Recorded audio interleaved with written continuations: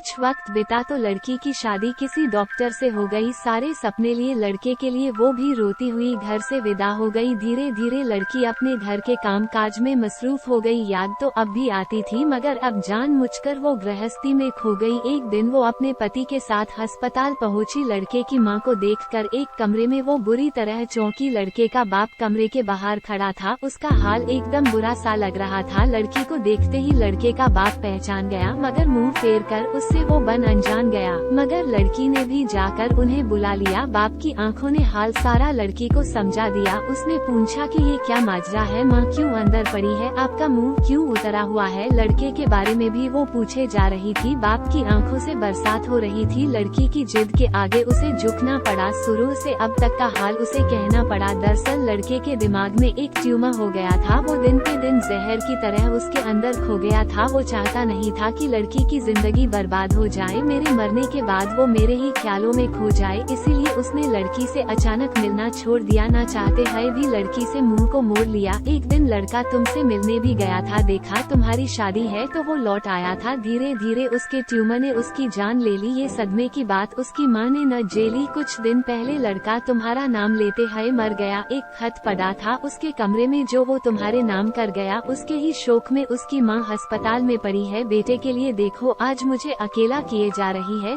सुनते ही इतनी बात लड़की बेहोश हो रही थी, दिल फट रहा था, उसका आंख उसकी रो रही थी। घर जाते ही उसने दवा के नाम पे गोलियां जहर की खा गई। जो वादे साथ जीने मरने के किए थे वो उन्हें निभा गई और मोहब्बत अपना रंग दिखा गई।